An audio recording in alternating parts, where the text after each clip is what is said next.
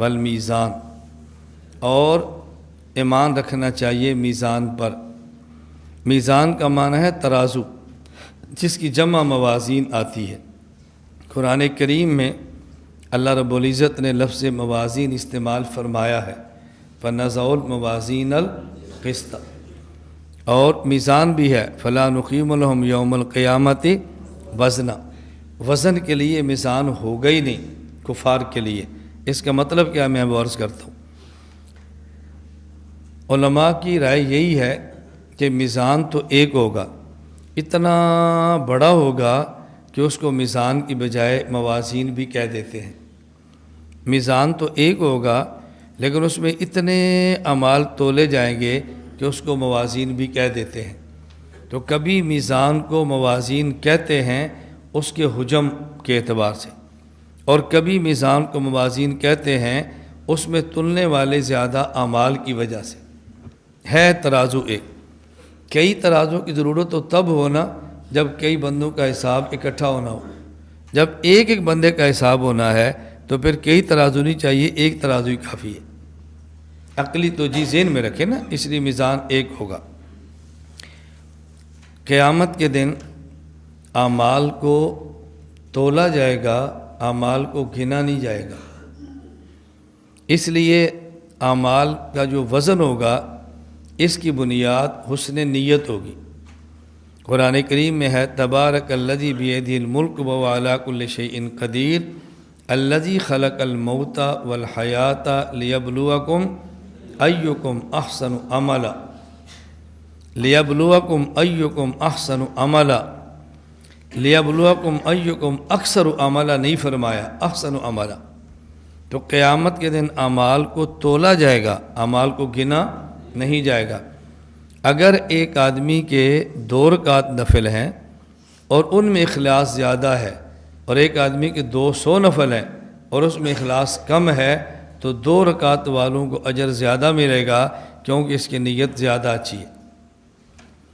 اس لیے کہتے ہیں انما الاعمال بالنیات، اعمال کا مدار نیت پر ہے، جیسی نیت ہوگی اور ویسا ہی اس کا اجر ہوگا قیامت کے دن۔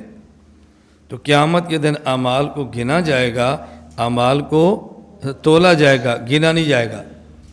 تحذیر الناس کی حضرت مولانا نانوتوی رحمۃ اللہ علیہ کی عبارت کا حل اسی سے ہو جاتا ہے کہ قیامت کے دن اعمال کو تولا جائے گا۔ حضرت فرماتے ہیں کہ نبوت کمال علمی ہے، نبوت کمال عملی نہیں۔ یہی وجہ ہے کیونکہ نبوت کمال علمی ہے، نبوت کمال عملی نہیں۔ یہی وجہ ہے کہ انبیاء کو جو امت سے افضلیت ہوتی ہے، سبقت ہوتی ہے، اس کا اصل سبب علم ہے، وگرنہ عمل میں امتی بسا اوقات نبی کے مساوی ہو جاتا ہے، بلکہ بسا اوقات نبی سے بڑھ جاتا ہے۔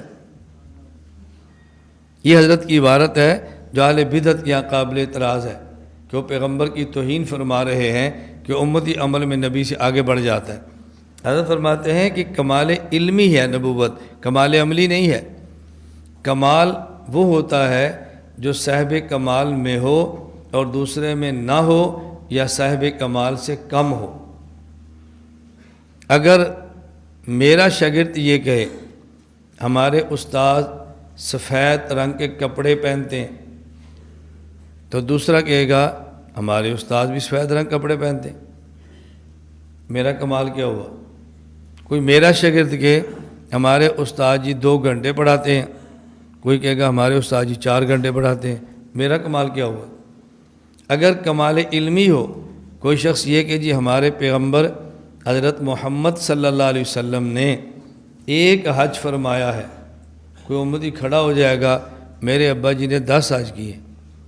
پھر کوئی شخص یہ کہے ہمارے نبی پاک صلی اللہ علیہ وسلم نے مدینہ منورہ آنے کے بعد 10 سال تک 5 نمازیں پڑھی ہیں، کوئی شخص کہے گا میرے دادا جی نے 50 سال تک پڑھی ہیں۔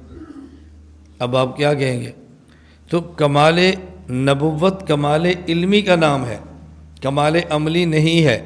اس لیے بس اوقات امتی بظاہر نبی کے مساوی ہوتا ہے اور کبھی نبی سے بڑھ بھی جاتا ہے، لیکن کمیت میں بڑھتا ہے، کیفیت میں نہیں بڑھتا۔ اور قیامت کے دن جو اعمال تولے جائیں گے اور اس پر اجر ملے گا، اس کی بنیاد کیفیت عمل ہوگی، کمیت عمل نہیں ہوگی۔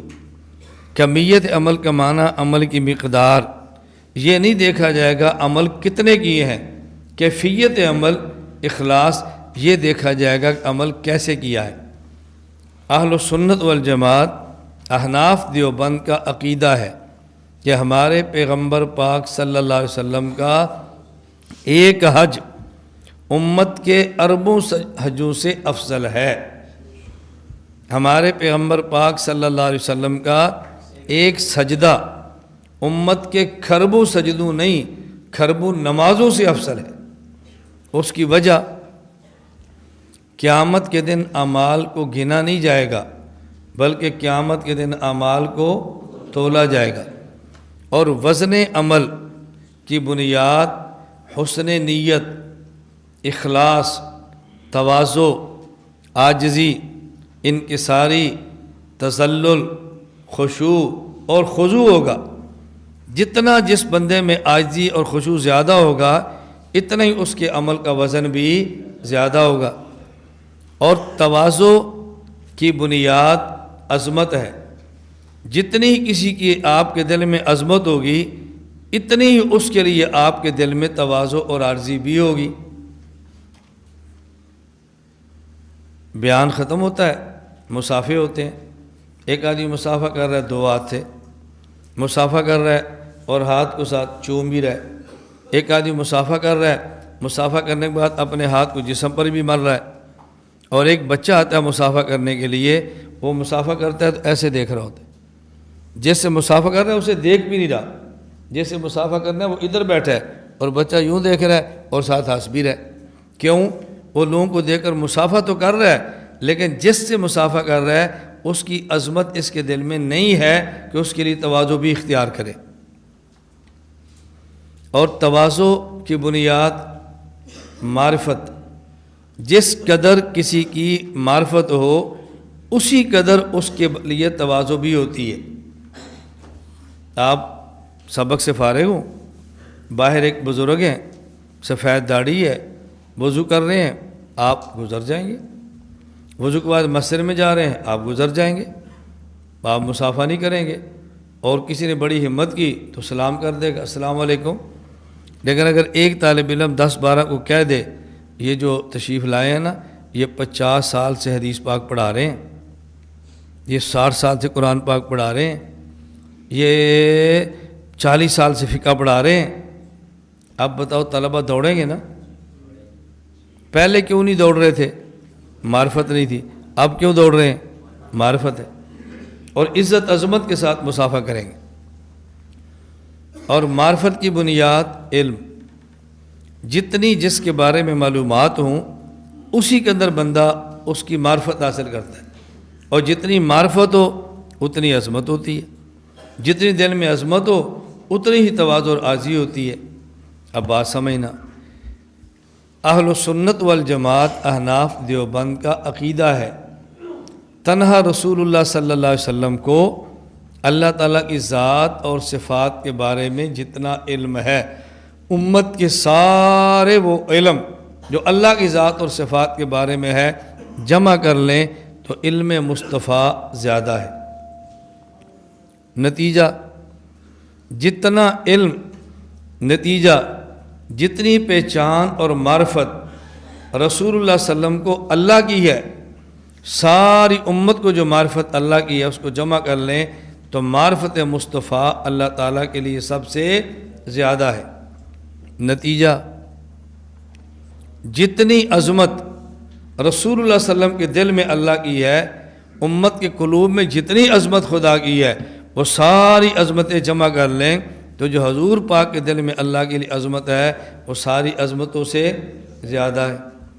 نتیجہ جتنی عاجزی اور خشوع ہمارے پیغمبر کے دل میں ایک سجدے کے لیے ہے، ایک سجدہ ہمارے نبی کا جس خشوع سے ادا ہوا امت کی کھربوں نمازیں جس جس خشوع سے ادا ہوئیں وہ سارے خشوع جمع کر لیں تو ہمارے نبی کا خشوع زیادہ ہے، لہٰذا ہمارے پیغمبر کا ایک سجدہ امت کی کھربوں سجدوں سے وزن میں بھاری ہے۔ اس لیے مولانا ندوی فرماتے ہیں امتی بظاہر مساوی ہو جائے، بڑھ بھی جاتا ہے، لیکن حقیقت میں امتی نبی سے آگے نہیں نکل سکتا، نہ ہی علم میں اور نہ ہی عمل میں۔